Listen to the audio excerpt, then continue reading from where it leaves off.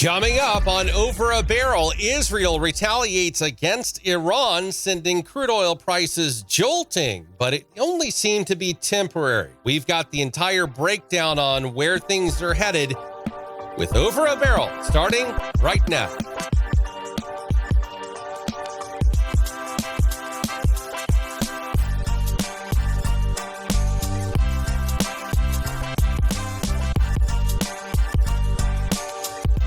Welcome to Over a Barrel. I'm Matt McClain alongside Patrick DeHaan, and make sure that you like or subscribe to our podcast, Over a Barrel, on your favorite type of, delivery content, YouTube, Spotify, whatnot, Apple, and make sure that you really kind of check us out and maybe listen to a few past episodes as well. Plus, you can even ask us some questions along those particular lines as well.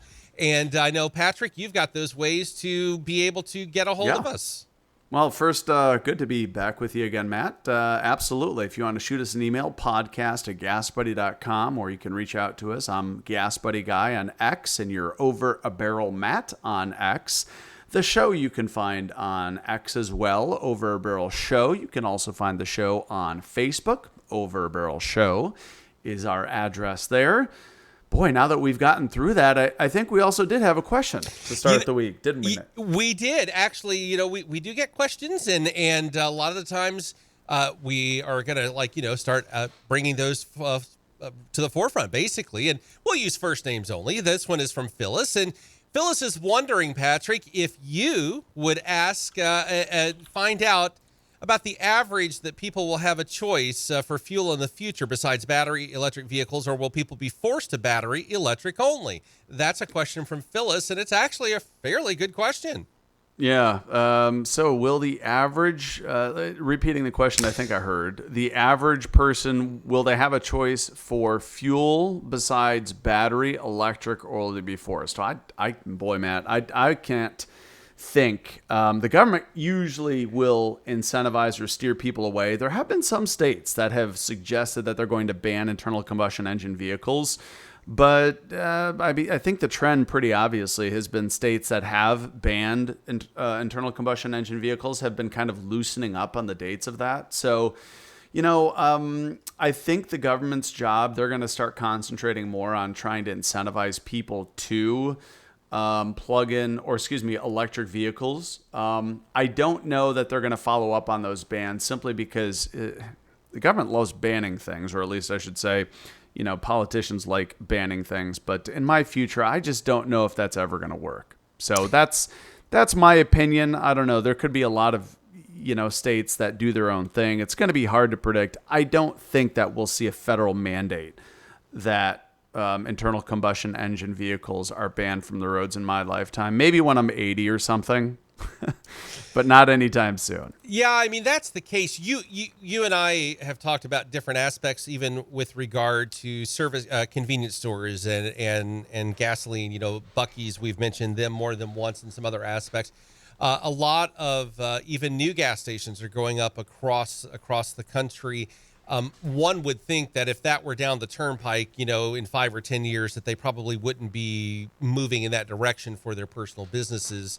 Yeah. That's just one aspect. The other aspect would be, it's really tough. As you and I have talked about with electric vehicles, there are certain portions of this country where that's just simply not going to work, no matter how you try it, just simply because of the geographic location of where things are, how far apart everything happens to be. It's not like you can plug an electric vehicle into a tree. It's got to be something that makes logical sense.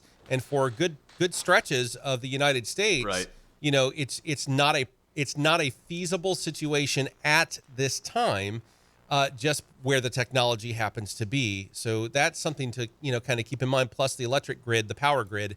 If everybody swaps over to electric vehicles, then we've got a problem with electricity at that point. It's going to have to be a transition. Also, think about at that time what's going to be antique vehicles, right? Cars that are still being produced today. You may be forced in the future or incentivized, Phyllis, to buy an electric vehicle of some magnitude. I don't know if that's going to be a plug-in hybrid electric or what, but there's still going to be a lot of vehicles, especially that people keep as antiques, that are still going to need gasoline. So, in my lifetime, I do not expect gas stations to disappear at all. In fact, it's going to be more of an evolution where, this isn't going to be like the 80s and 90s, Matt, where you see abandoned gas stations. That real estate is tremendously valuable, and stations are going to pivot. They're going to sell whatever you need, whether that's gasoline, whether that's LNG, whether that's electricity. Convenience stores, that's the focus, right? A lot of these people, and myself included, sometimes think about, gas stations. But gas stations are really convenience stores that just sell gasoline, and they're going to sell electricity and charge your EV if that's what you have too. So great question from Phyllis. I feel like there's a lot of folks out there that are a little nervous about what the future looks like. And, are you going to be forced to buy an EV? I really can't foresee that. But, the government may do that. So great question from Phyllis. If you have a question, again, shoot us an email to podcast@gasbuddy.com. We'd love to hear from you. Interact with us on social. That's or leave a comment on our YouTube video. Right, Matt? We're on YouTube as well. Yes. Reach us at Gas Buddy. That's the channel for us on YouTube, is simply the Gas Buddy YouTube channel. So if you want to watch us there, and feel free to join us. We'd love to hear from you there. If you're listening on Spotify or Apple Podcasts, we'd love if you give our show a review.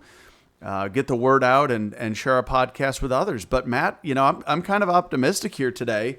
I don't know if it's the coffee, if it's the caffeine, or the fact that I've got a little time off coming up. But, I just wrote a blog here this morning talking about the potential for some light at the end of the tunnel.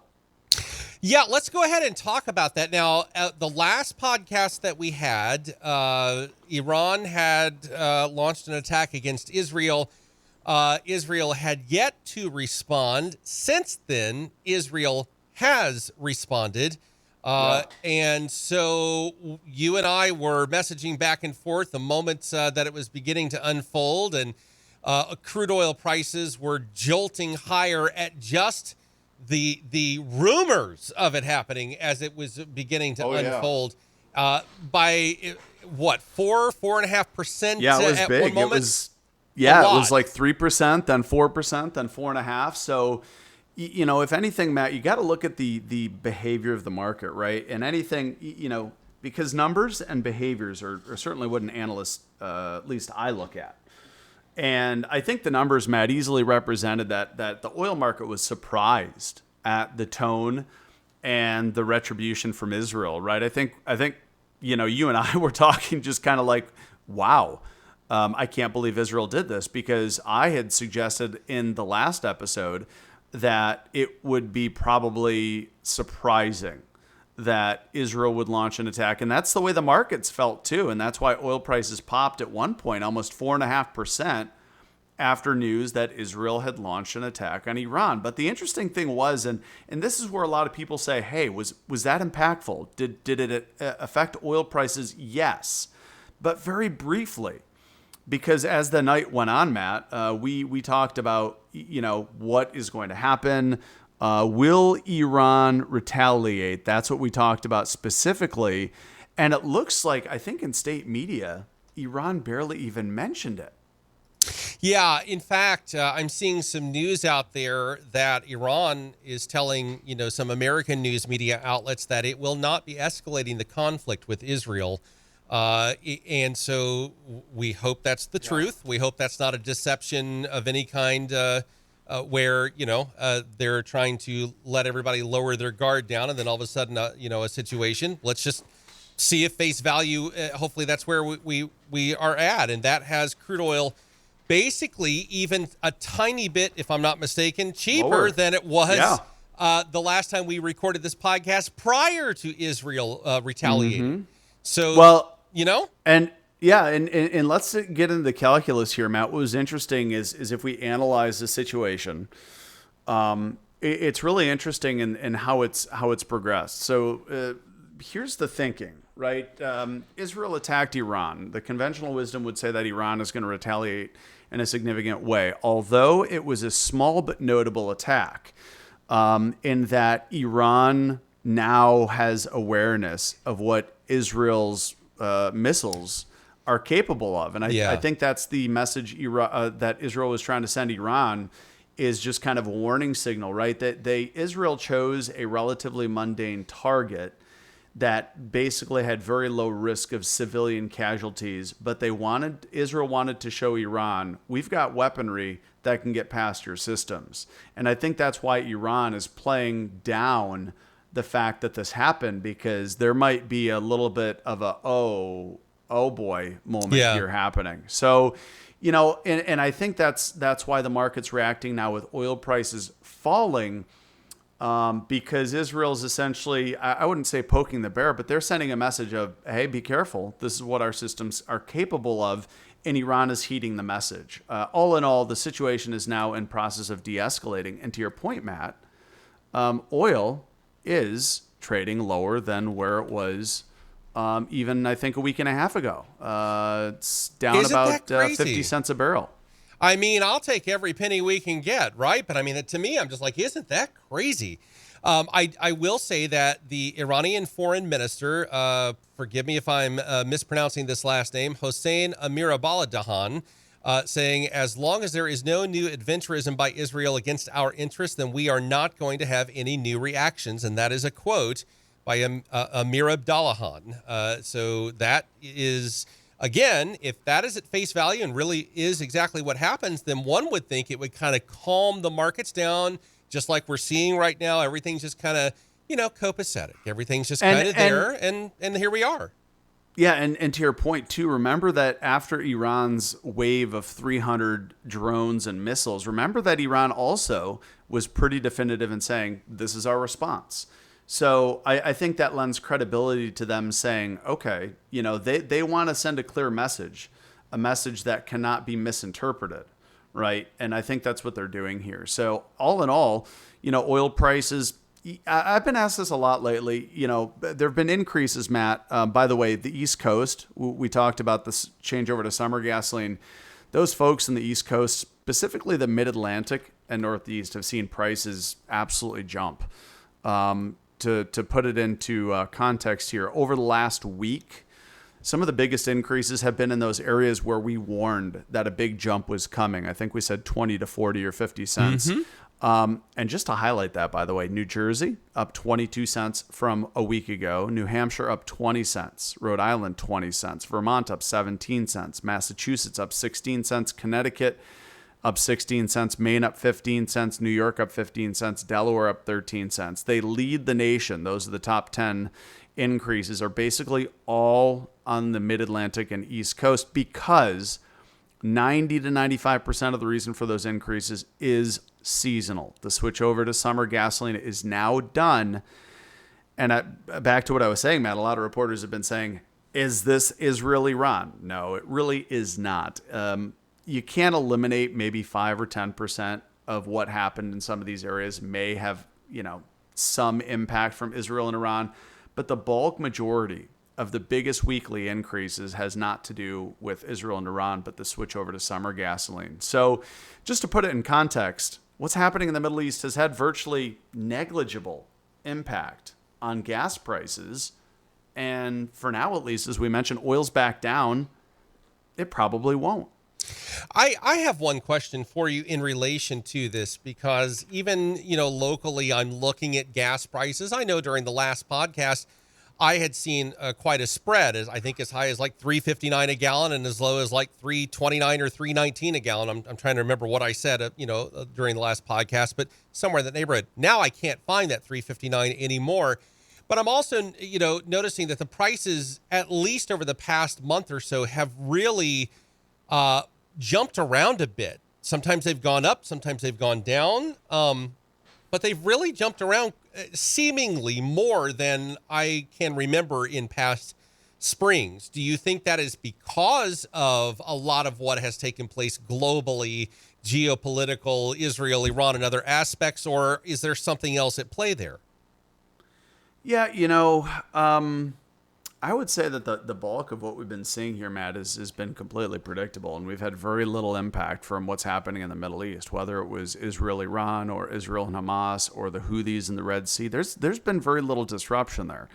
which is kind of interesting in a way because, oil hates turmoil, and traditionally any turmoil, whether it's, Israel, Hamas, the Houthis, Iran, has really pushed prices up. But I think the market is vastly concerned with, potential for overproduction and the state of the economy. Keep in mind the economy is gaining momentum, but previously, if you would have listened to a podcast from earlier this year, we were talking about the potential for 3 Federal Reserve interest rate cuts, and now we might not even get 1 or 2. So basically, that kind of throws cold water on oil prices potentially rallying a whole lot.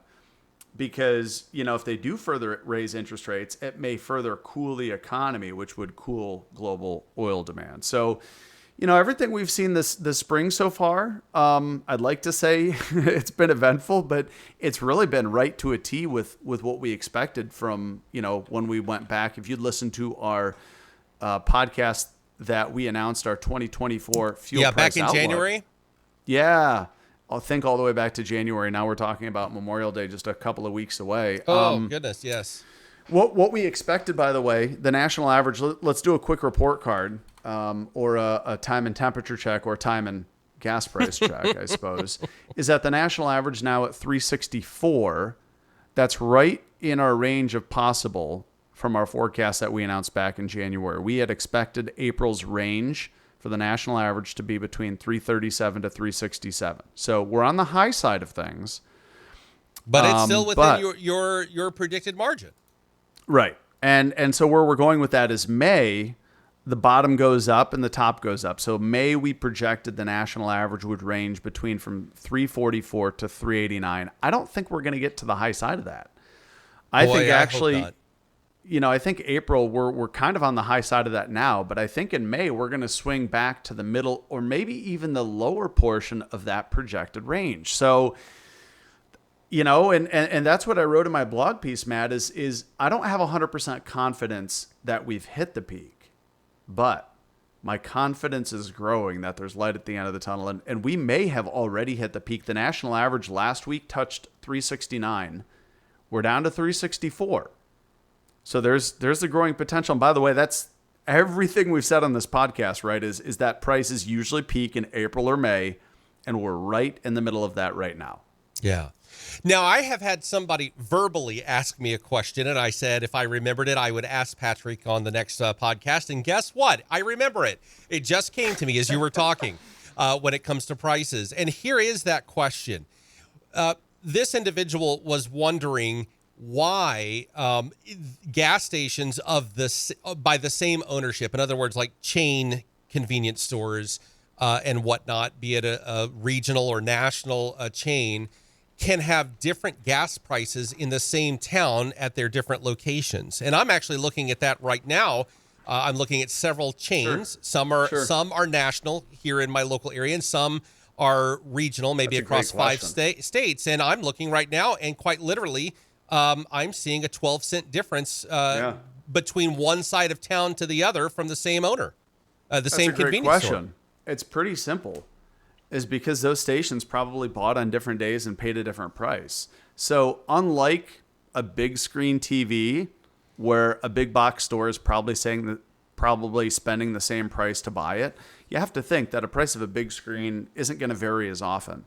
The issue with that stations will have different prices at their, a company-owned store a few miles apart is, number one, the timing.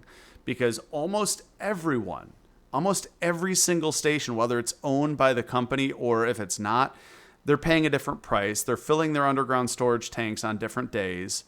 The other thing, Matt, is competition, right? Because there may be a market dynamic that maybe the station that's pricing higher, Matt, they could be in an affluent area where either the cost of doing business may be marginally higher or the income of the people that live there may be marginally higher.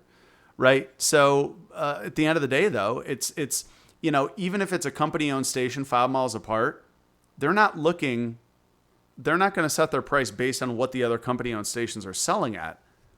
they're going to set their price based on what their competition across the street is pricing at. I think, tell me if I'm wrong, but I would suspect it's been like that for a very long time, because whenever I was living in Tampa and I worked in South Tampa at a radio corporation there, gas prices were higher there than in other portions of Tampa. And the same area where I lived, in the suburbs, the area that I live, gas prices were higher, whereas if I drove 10 minutes away, I could get 15, 20 cents a gallon less most of the time.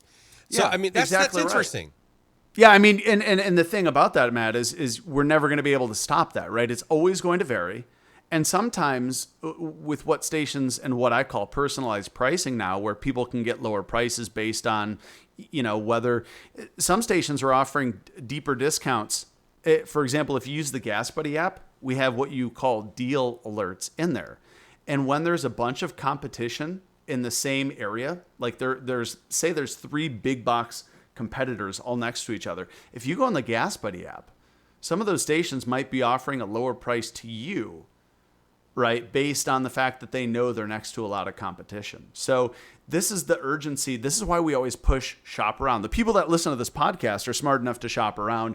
Hopefully they will tell their friends, this is why you shop around, because we're never going to be able to defeat and have the same price, right? But you always need to check the Gas Buddy app before you fill up, because to your point, even when I was in South Tampa, by the way, I'm back home in Chicago now, not quite as warm, but to your point, the cheapest prices in South Tampa would be at one station one day.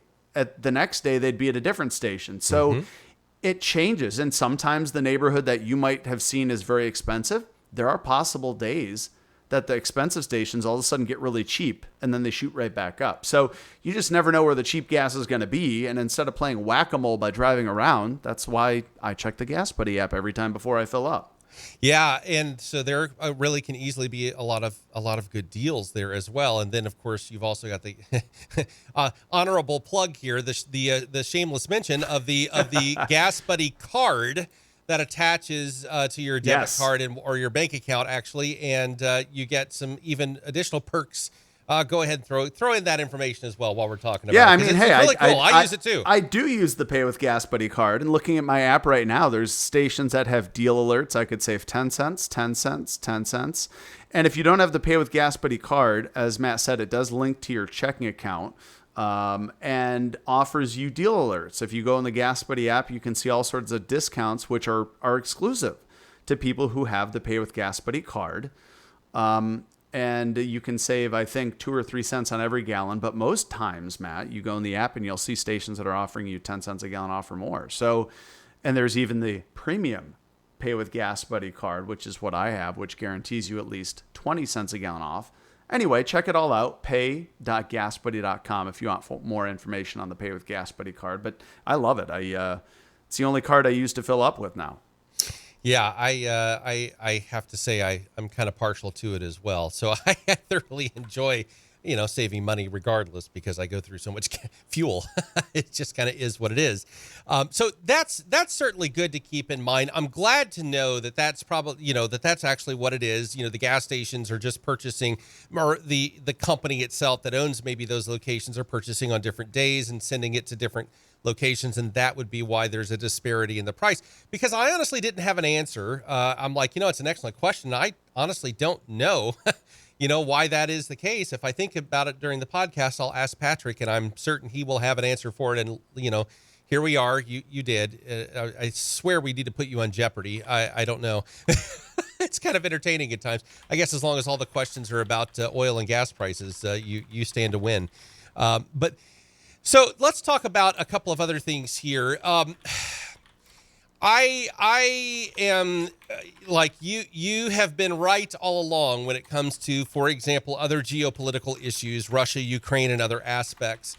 There is one thing that Russia has been saying now for several days that is a little bit of a concern. I don't know if it's the bear that's kind of, rattling the cage, so to speak, and there's nothing really serious behind it, or if the world should take them seriously. But right now, Russia is warning the world that the world is on the brink of a direct military clash between nuclear powers and other aspects. Ironic coming from Russia. It is very ironic coming from Russia, but the next question mark that I would have is, so far geopolitically, the Ukraine and Russian situation hasn't had a whole lot of a direct impact on prices. If I remember correctly, like as soon as the thing broke out between Ukraine and Russia, it had a temporary impact, but that's been long ago. Could this create problems for crude oil if there is a direct military clash between nuclear powers? Well, sure. That's worrisome. But I think Russia, if you read the story and you read the comments from that, they are just poking the bear. I feel like, they're, and again, how ironic that a warning about nuclear warfare coming from Russia, who invaded Ukraine. I just have to be like, well, take that with a huge grain of salt. But I mean, of course, if there is some sort of major threat, the what is it? The nuclear clock has been 1 or 2 seconds towards midnight for the last year or two. So yeah, we're in this elevated awareness period where there's a lot of rhetoric going around. There seems to be this what did President Bush say? Axis of evil. Yeah. Right. And so we have China, Russia, Iran, other countries, lining up on the other side. So, sure, the potential is there because, I wouldn't really worry too much about the U.S. I'm a little biased, but there's one country in that axis that, number one, has invaded a sovereign country. There's another country on the other side that is preparing and building the world's largest potential military. Where do we think the risk is coming from? It's a great point. That is a great point. So, to your point, China has been confrontational in the South Asian Sea, right? There's a lot of disputes with some of the islands in the South China Sea. And China's provoking things, and they're going Taiwan, around building artificial reefs. Exactly. So, I think it's just a little ironic that warning is coming from Russia directed at the West. But of course, their propaganda, anti-West propaganda, is flying in Russia as it is in China. The other interesting development too, Matt, over the weekend was I was reading a story, I think it was in the Journal, about China's equivalent of the CIA and the FBI. Mm-hmm. I think it was called the Ministry of State Security. And basically, the Ministry of State Security in China is basically starting to litter a lot of anti-Western propaganda that spies are among themselves. So, sure, I think Russia is correct. I think they're completely wrong in who they blame for that. But I think there is an increased risk here in the years ahead. And so, that could have a very interesting and unique reaction, I would think, to the crude oil prices, depending upon where I suppose that could potentially happen, because or maybe not. Maybe you just get superpowers suddenly starting to get into direct military clashes, and it doesn't matter where it's at on the world. It's going to create a ripple effect. You tell me. If we look at the calculus here, the countries that we mentioned, China, they're starting to produce more crude oil. They also have about as much refining capacity as the U.S., which is something to keep an eye on, right? Because we're talking about the balances of supply and demand. China has a lot of refining capacity. Russia has a lot of oil production capacity. Iran's got a bit of oil production capacity. So, between these three countries, that there is a lot of impact to potentially supply and or demand in one way or another. Certainly something to keep a very watchful eye on. No question about it. And to look at all of that and, keep the finger on the pulse, so to speak, because there's a lot of things that, as we have found out with Iran and Israel, that, you and I and anyone listening for decades have been, talking about the concern between Iran. Literally decades. We were children and this was an issue. This is nothing new. Yeah, absolutely. Right.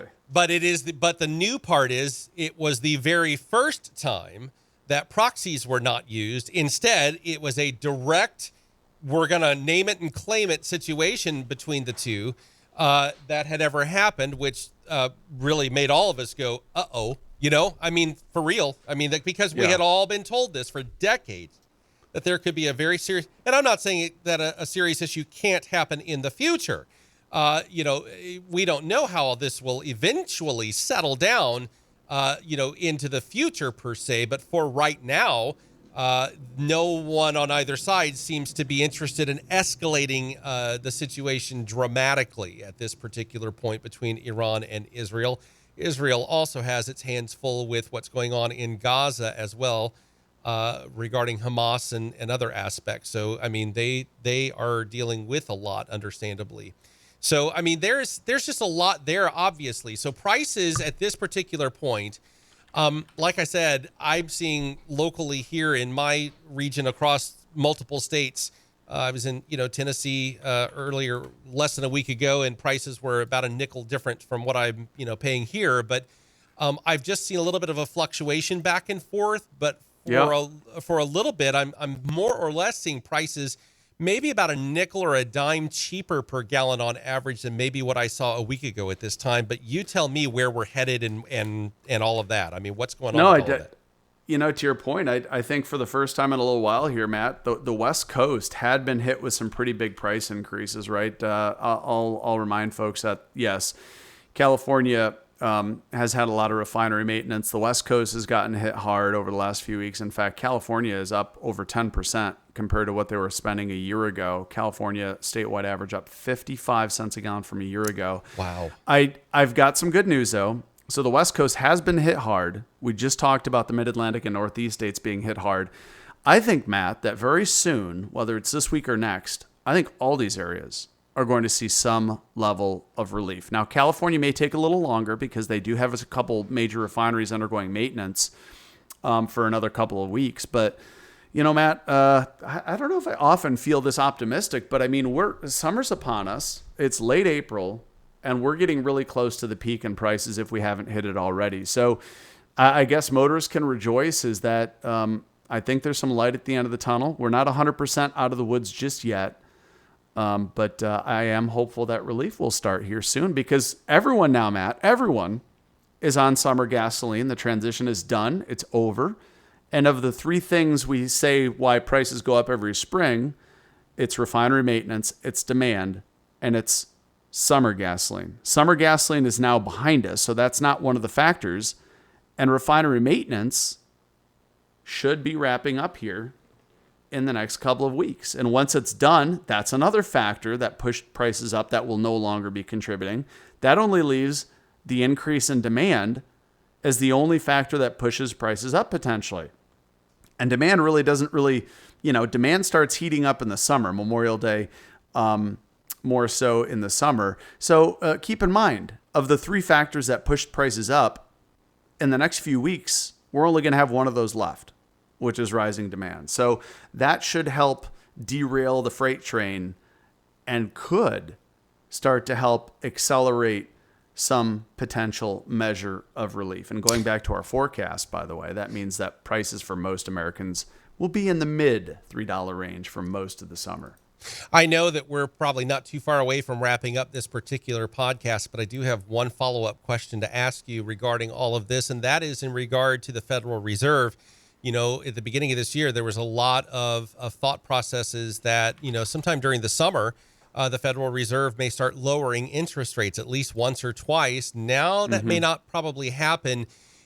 If interest rates, and I'd even seen a few outlier stories thinking that the Federal Reserve may have to actually go up another 1/4 percentage point to try to tame inflation. Actually, I won't even say outlier. I mean, honestly, I've seen several news stories that would seem to be wondering if that's what's going to happen. Role playing just a little bit here. If interest rates stay the same or even go up a little bit, do you see the price point of gasoline being impacted by that? Probably not a whole lot. Again, because gas and oil prices don't react so much to interest rates. Sometimes oil is used as a hedge against inflation. And if the Fed starts cutting rates, it may, I don't think it's going to drive economic growth that much. I think we're going to stay higher for a little longer. Boy, I was almost thinking the Fed may raise one more time, maybe 25 basis points.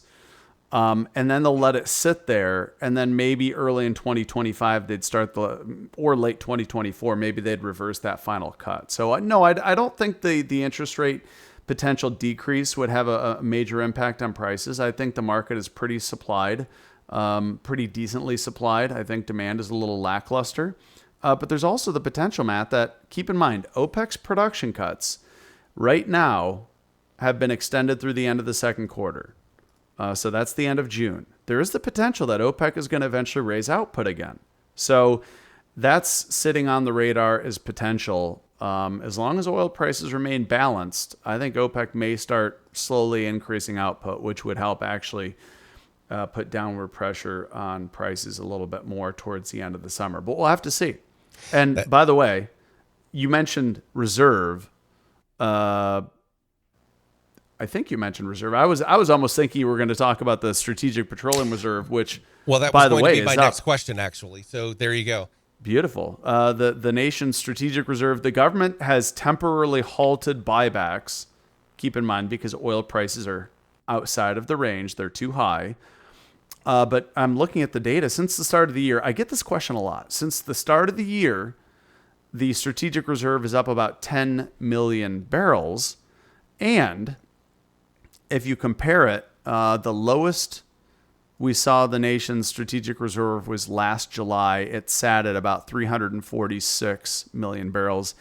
It's now at about 365 million barrels. So it's up almost 20 million barrels from its low. So we're going the right direction. And that, I would think, helps provide some stability as well to some degree. I mean, or at least psychologically a little bit of stability in the mindset, saying, hey, if there's a major situation, we've got this to fall back on for a little while. I've got so many people that think the strategic reserve is empty. I don't know if they're just joking around. And yeah, I mean, that's the political talking point, is that the SPR was drained. But, there's another story, and I think it was, I kind of fell for it at first. Joe Podesta, who is part of the Biden administration, had suggested that the Biden administration is going to, look at potentially keeping the price of oil low, or gas prices low. And I fell for it. And somebody said that they used an indirect statement. They believed that they were saying the Biden administration was going to drain the SPR. I really hope the Biden administration does not use the SPR for price reduction. I know a lot of Americans, myself included, don't like gas prices where they are. I'm sure you'd agree. Yeah. I think it would be an epic miscalculation. How much could they actually lower it? How much could they actually lower the price by tapping the reserve yet again? Not a whole lot. I mean, they'd probably have to use a lot of the reserve to do much to drive oil prices down. Because keep in mind, OPEC is producing. I mean, if we let 100 million barrels go, it's not going to do much to lower global oil prices. Maybe a $3 or $5 reduction, which, if there's a refinery outage, $3 or $5 a barrel is not much, Matt. I mean, for every dollar that oil prices drop, you're saving 2.3 cents a gallon, roughly. Yeah. So we're not talking about a big amount. So do we have any oil production capacity left in America? Can we raise our production, or are we pretty much at the max of what our capacity is to do?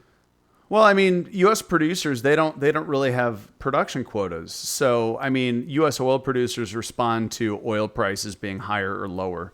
We are slightly below the record levels, but we're still the world's largest oil producer, churning out about 13 million barrels a day. So, yeah, hey, if President Biden were to say, hey, thumbs up, let's open up more areas to drilling, that wouldn't necessarily move the needle because there may not be oil in those areas.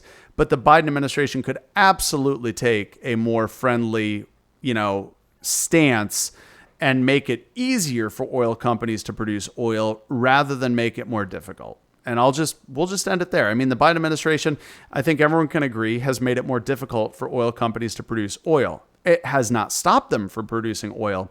But in the next few years, those policies will have had an impact on the prevailing price of oil. And I know everyone likes to say, that the show is biased one way. But no, we're not afraid to say the Biden administration has clearly, been anti-fossil fuels. But I guess, let's end it with some light at the end of the tunnel, Matt, is, like I said, hopefully gas price decreases are coming in the weeks ahead. You'll be talking about, keep an eye on those prices in Kentucky. Hopefully they'll drift down by next week. I'm hopeful that my prices will drift Kentucky, down too. Illinois, Tennessee, Missouri. I try to keep a watchful eye on basically all of those different areas because I'm in You're all a of those true states. gas buddy, and you report them all to the Gas Buddy app, right? When every opportunity that I get, yes, I do actually. So, but sometimes I'm still driving down the road, and safety first. But yes, I do. Well, I tell you what, Patrick, thanks. And obviously your area of expertise, we really appreciate it. Sometimes I pick on you during the podcast, but Always great to be with you, Matt. There's no right? such thing as picking on me. Come on, that's what we're all here for, right? Well, you're not wrong. You're not wrong. All right, I'll take the kind comments back. All right, there we go. What All a right, nice guy. Over a barrel. That's going to wrap everything up for us today. Thank you so much for joining us. And if all else fails and you aren't sure where to listen to this podcast, you can always go to gasbuddy.com and just literally click on the blog and podcast tab, and there we are. Make sure you just give us a listen, and thanks so much for being here, and we'll talk again coming up really soon.